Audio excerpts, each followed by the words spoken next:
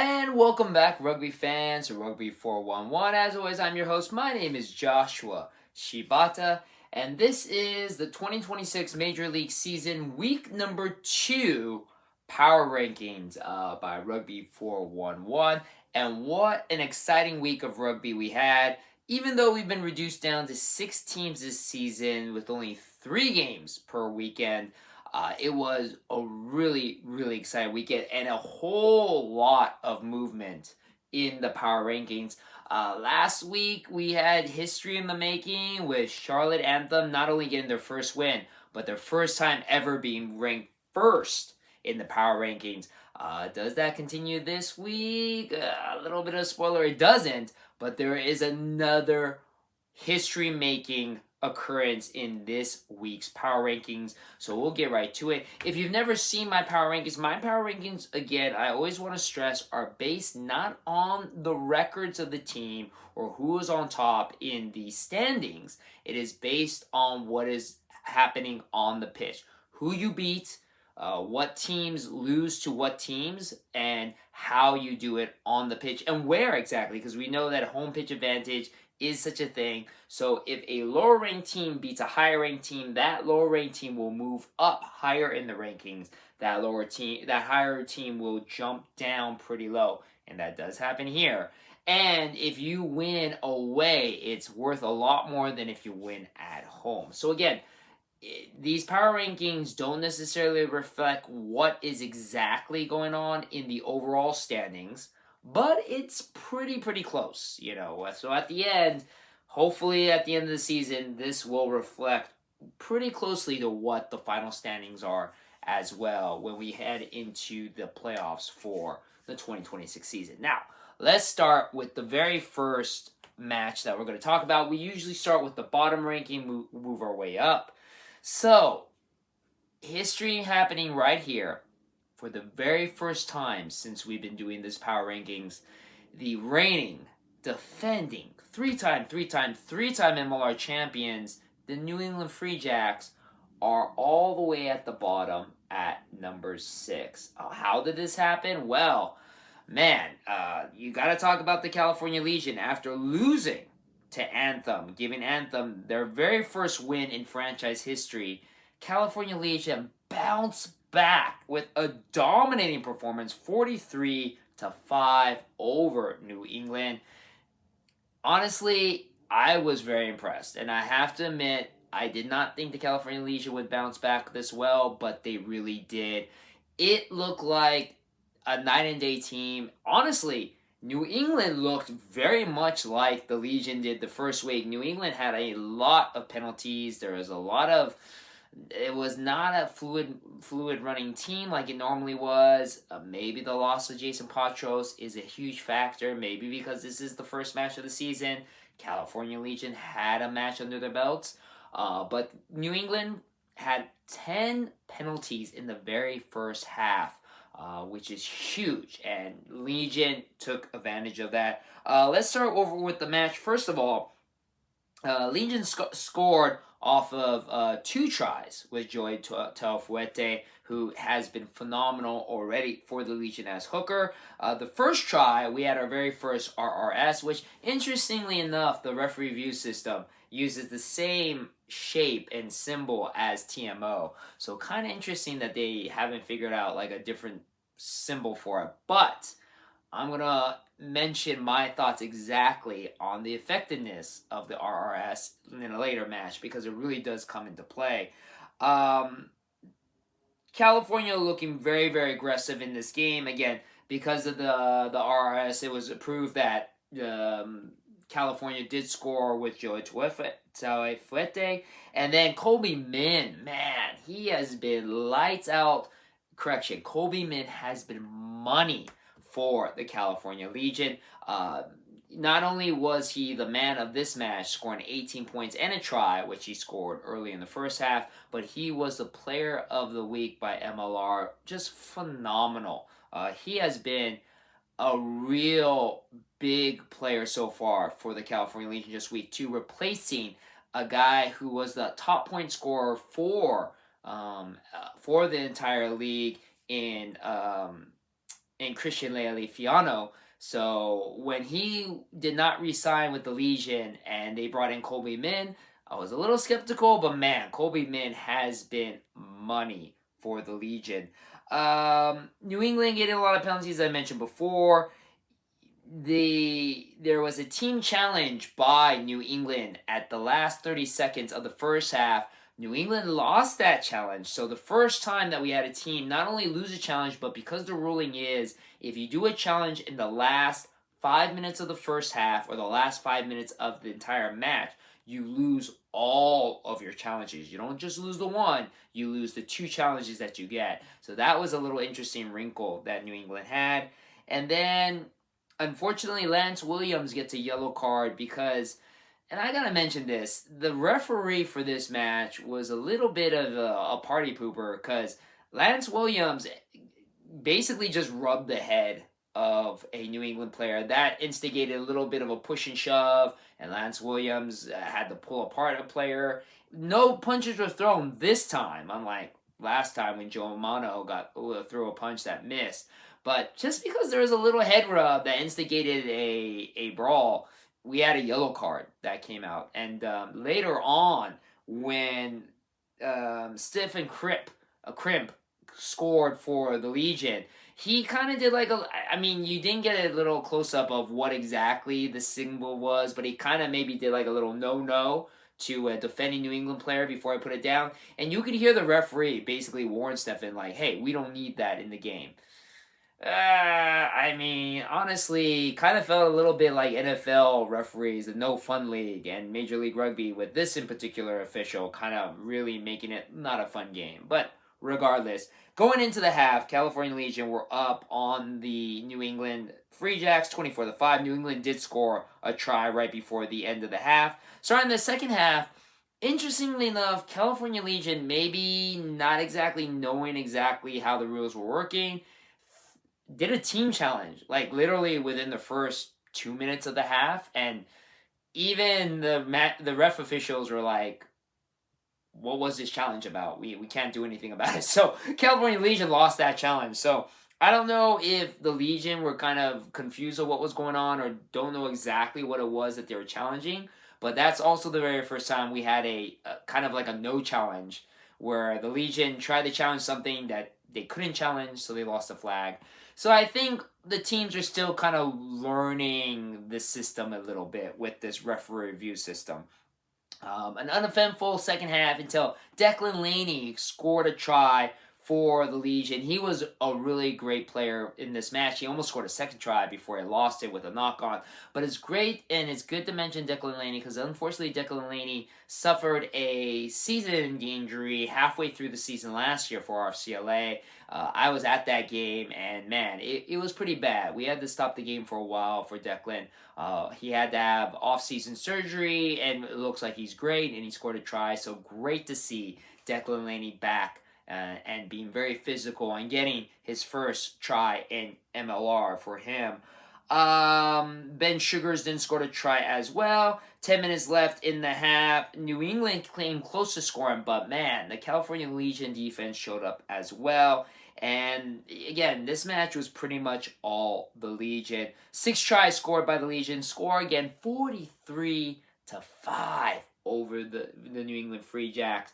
I'm going to kind of spoil it a little bit here. I usually do this a little later. But with that win, the Legion goes up from 6 all the way to number 3. And there's a little bit of a bonus here. If you were following the broadcast and if you've been following Major League Rugby's podcast episodes that they're doing, hosted by the one and only Will Hooley, who is a phenomenal man with Major League Rugby. He also will be hosting the upcoming Sunday Night Rugby episodes, so check that out as well. But on the very first episode, Alex Magleby, the co-president of Major League Rugby, made the announcement of the very first Major League Rugby Supporters Cup called the Old Mate, which I'll pull up right there. Now, the Old Mate basically is a huge beer stein.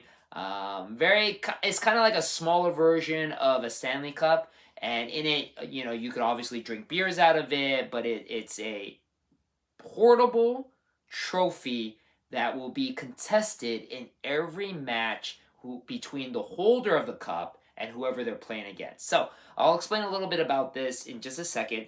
Basically, back in the day, if you were following Major League Rugby from the start, we used to have a lot of Derby Cup competitions. And what these Derby Cup competitions are, it's something that you normally find in rugby competitions where crosstown rivals, like back when we used to have our CLA or the LA Guiltinis, and they'll play against San Diego, they fought for the Cali Cup. You'll have these crosstown rivals that will be fighting for these smaller little trophies. And these trophies are usually contested all the time between the two individual teams. So, for example, like I said, you had the LA Guiltinis later on, the RFCLA, playing against San Diego, they would go after the Cali Cup. One of my favorite cups you'd had was the Fire and Ice Cup that would be contested between the Toronto Arrows, which represents the ice, against the Rugby ATL, the Rattlers, the fire of the duo, and they would be going after the Fire and Ice Cup. We also had the Gilly Cup between the LA Guiltinis and the Austin Gilgronis. That would be contested between the two.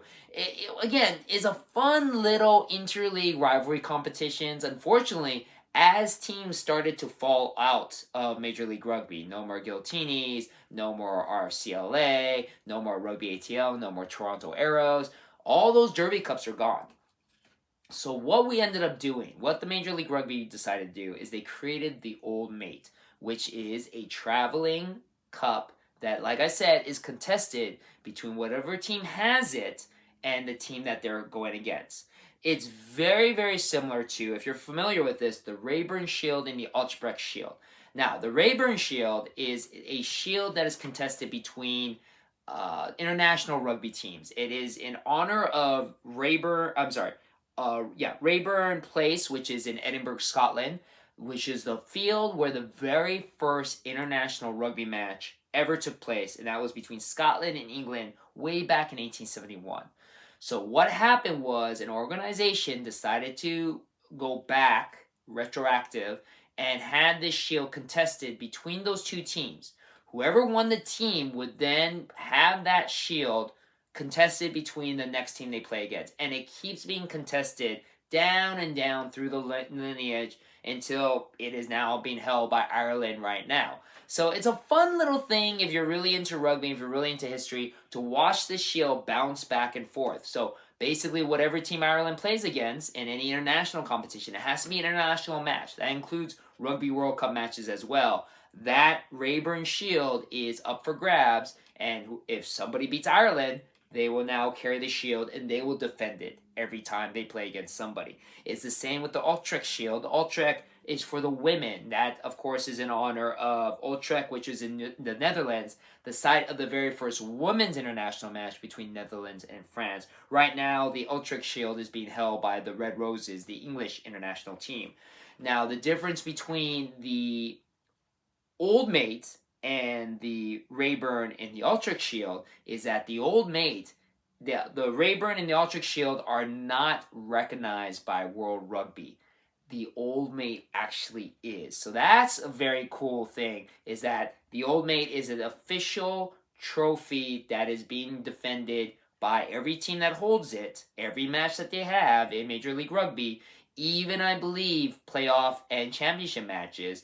And it's just a little extra something that, if you're a fan, it kind of makes the games a little bit more important. Even though it's just a regular match, some matches will have the Old Mate on the line. And you get to see it bounce back and forth from team to team until whoever holds it, now holds it. Now, there is a website, I'm going to put it up on the board right now, that you can follow the lineage of the Old Mate. What they've done too is they retroactively, just like with the Rayburn and the Utrecht, they retroactively put the Old Mate on the line between the very first two teams that ever played in Major League Rugby history, and they go down the lineage. And so it was held just recently by the New England Free Jacks. The New England Free Jacks held it throughout most of last season, and they held it carrying over, of course, to this season because they won the Major League Rugby Shield. So needless to say, now the Old Mate is in possession of the California Legion. So what I'm going to be doing from now on is I'm going to be marking whatever team has the Old Mates with our own little Old Mate symbol. And let me redo this because unfortunately we lost the magnet here. But hopefully this works. And looks like it might not. I might have to readjust this a little bit just to make sure that this stays on. I think it's too heavy. So that's what happens with live TV. Should have made it a little bit lighter. But point is, I will figure out a way to make sure that you notice that the Big Ben is being marked on. Actually, what I'll do is this. There we go. The Big Ben is held by the California Legion. So every time now for the rest of the season, we'll have the Big Ben marked on whatever team in the power rankings that holds it. So congratulations to the California Legion. Huge, huge victory over the New England Free Jacks and now the holders of the Big Ben. And they will be defending that Big Ben now in every match that they have until they lose it. And then whatever team wins it will be defending on through the season. So ultimately, pretty much the champion of the league will have the Big Ben. That's pretty much how it works out. So, again, a fun little thing to see the Big Ben being defended in every game. And, again, making some of the regular season games just a little bit more important. So, kind of cool. Very, very cool. Great idea by co-president Alex Magleby with this Big Ben, the Old Mate. So, moving on, number 5 in our power rankings is Old Glory DC, who unfortunately lost to the Seattle Seawolves in a game that, even though the scoreboard shows the score being 33-16, was actually a lot more competitive than what it looked like. That's why Seattle started last week with the number 4 ranking. I didn't really have them move too much. And even though Old Glory lost, I didn't feel... Old Glory didn't move up any, so they stayed at number 4. So in this match, first of all, starts off, it was very, very weird to see Davy Kutzer as a Seattle Seawolf because I'm so used to watching him in a Houston SaberCats jersey. But Davy Kutzer, even though he started the game with a miss, a very rare miss with the penalty kicks, he was phenomenal in this match. 18 points, 6 for 7 off of the tee, including 3 straight penalty kicks. He single-handedly pretty much won the game for Seattle. In the game, it started off kind of a back and forth after Ezekiel Lindenmuth scored his first try. It was 3 consecutive penalty kicks for Jason Robertson, who was phenomenal for Old Glory. 3 penalty kicks right after for Davy Kutzer. So it was pretty much just like a kicking game for the first half. 10-9, and then we had a referee review system. So in this game, the referee review system, there's like 3 of them, and it really, really slowed down the game. So again, 3 games, 2 of them, I didn't feel the referee review system did too much to affect the game, but this one game, Old Glory versus Seattle, it really felt like the game slowed down quite a bit with the referee system. Now, with that being said, in this game in particular, even the match official was kind of getting a little upset with how slow it took to get the footage to review, as well as some of the angles weren't exactly accurate. So, as I mentioned in my referee review system overview of explaining how it worked, I was going to say that it really will depend on how quickly footage gets available to the referee system, and that's going to be on the stadiums themselves and whoever's working the video. And also, too, just how great the video systems are. From working with quite a few stadiums here in LA, some of them really nice, some of them not so nice.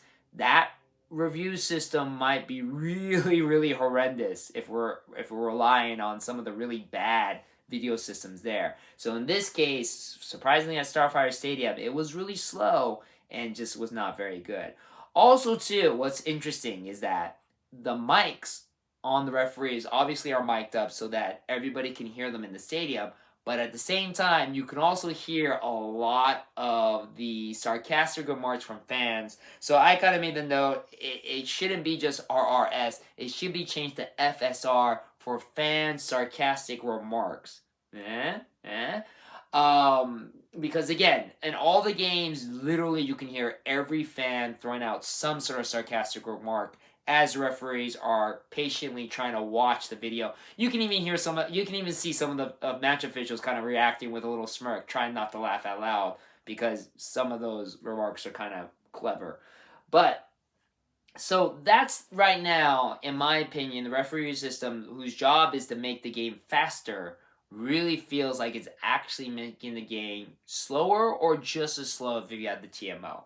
So, as I mentioned earlier, where the RRS system uses the same symbol as the TMO, I'm really thinking the RRS system isn't doing any different than what normal TMO would have done anyway. So, again, so far out of 4 games that have been played, one of them it really was evident. I don't know if that'll be any further. What I do want to mention as a very cool thing is that we now have an official that kind of gets their expertise to the fans that are watching, and that's in Scott Green. Scott Green, if you don't know, because he's kind of retired as a match official from Major League Rugby International rugby play, he is the most jacked official I've ever seen. I'll put a picture up right there. He is a unit and also one of the nicest guys I've ever met. But it's cool to have his expertise coming in. You hear that all the time in American football when we have a questionable play or a confusing play. They'll bring in an expert to kind of lay their expertise on it. Scott Green was that, and I think that's a cool idea. I love it. I want more of that. I just honestly don't know if the referee review system is any different than TMOs. I think honestly right now it feels like it's the exact same thing. I don't feel it make the game any faster. I think it just does as much of a slowness as possible. If anything, like I said in week number 1, it's starting to feel like once you see the referee review system, you're going to go, oh, well, time to go to the bathroom, or, well, this is going to take a while. So, again, I don't know if that was the purpose of it, but that's what I'm starting to feel when I see the referee review system. So, anyways, moving on. Second half, there was a lot of chippiness in this game. Seattle scores, but a strong defense by Old Glory leads to a yellow card, which then leads to a penalty kick by David Kutcher. Somehow, Perry Humphreys was able to score for Old Glory. But then after that, Andre Warner with a really cool kick off of a run by Devin Rousseau to set that up. And then, we had our very first red card given to Mason Peterson, who unfortunately will get 3 games from that red card. And then JP Smith puts it down, and that gives the game to Seattle. So, in the beginning, it was very, very close. Old Glory actually took the lead with a couple penalty kicks, but then Seattle kind of put their foot on the gas, extended the lead, and got the win. But I feel Seattle had to work a lot harder for that game than what it looked like on the scoreboard. So that's why I didn't move them too much. I feel the California Legion game was a lot more of a dominant performance. Now, in our last game, Chicago against Anthem. Anthem game, their very, very first win in franchise history. Could they do it again in their second match? They go in Chicago. I'm sorry.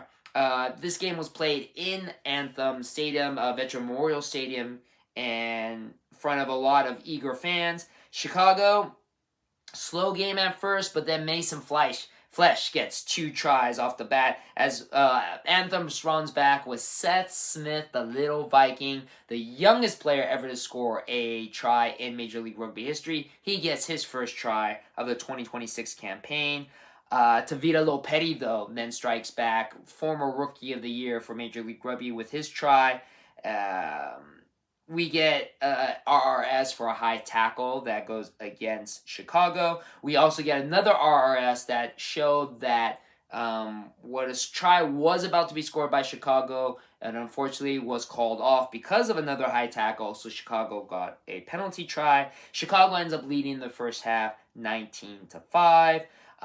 Again, there was quite a few RRSs in this game as well, so kind of slowed the game down a little bit. Chicago got this really, really cool penalty, really, really cool try off of a a kick from Mark O'Keefe, capped Eagles player, who then puts it down. So that was really, really cool of a try. Chicago gets a yellow card that allows Anthem to get 2 tries at the end of the game. So it looked like even though Chicago was well ahead in this game, they kind of took their foot off the gas a little bit. But in the end, Chicago got the win, 33-19, giving Anthem their first loss of the season after getting their first win. And they slide down from number 1 to number 2, and Chicago moves in to the number 1 position, looking pretty strong in their very first game. So that's our new rankings, with Chicago as number 1, Anthem moving number 2. We got the California Legion with the Old Mate Cup. So, and with the placing of 1 and 3, it sets up for a very, very nice game. And the very first game on the Sunday Night Rugby between the top-ranked Chicago and third-ranked California Legion in my power ranking. Welcome back, rugby fans, as we preview Week 3 of the 2026 Major League Rugby season. All 6 teams are playing, so that means we have 3 games for the weekend. First, we start Saturday, April 11th, 1 p.m. Pacific Standard Time, as Old Glory takes on the reigning, defending 3-time Major League Rugby champions, New England Free Jacks, who just suffered their very first loss of the season. This is probably one of the bigger rivalries. Actually, yeah, it's basically the biggest rivalry left in Major League Rugby, unfortunately. Old Glory and New England faced off against each other 12 times. New England has won 8 of them. Old Glory has won 4 of them. Surprisingly, Old Glory swept New England last season. Before New England picked up the Shield. Should also be note that New England somewhat gets a little slow at the beginning of the season. Last season, they started the season off 2-3 before breaking out on an 8-game winning streak and then obviously picking up the Shield. So even though New England fell a little flat, may not be necessarily a bad thing. May just be the way that things go for New England. At the same time, it should be noted that, again, New England, it is a newer team. No Jason Patros. Old Glory did look pretty good against Seattle last week, even though Seattle ended up then kind of breaking through and kind of turning it on. But, I mean, this will be a close game.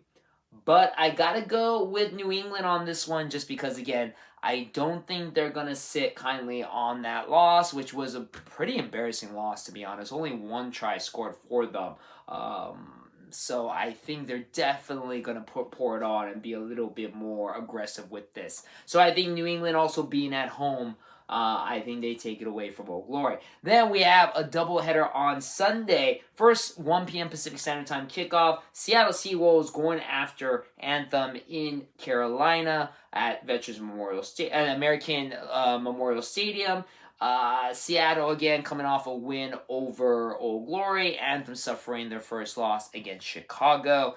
These 2 teams, they faced off against each other 4 times. Of course, Seattle has won all 4. But again, an Anthem rugby team that's looking really, really good. And also, too, Seattle is traveling across the country from Seattle to go to Charlotte.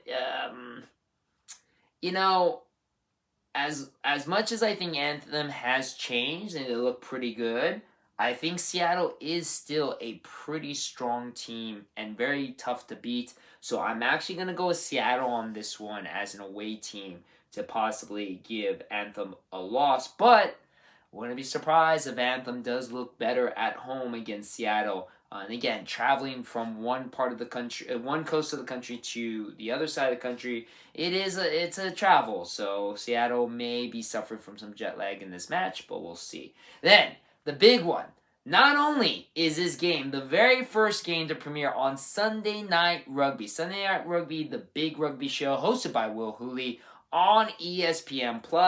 Watch it. It's going to be huge. It's going to be great. It's going to showcase a lot of the storylines as well. Preview of this match. And I'm assuming also kind of recapping the prior 2 matches. But it's also going to be a match for the Old Mate as California Legion bring the Old Mate to face the Chicago Hounds. 2 very strong looking teams, especially after California Legion dominated the New England Free Jacks. Chicago getting the nice win over Anthem.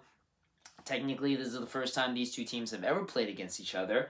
The RCLA struggled playing in Chicago. The Legion themselves was a little toss-up with them in Chicago as well. Big rivalry. So this should be a very, very exciting game. Again, California Legion looked a lot better from week 1 to week 2. Chicago looks like the team to beat. And again, I'm still thinking they are the favorite to go all the way this season.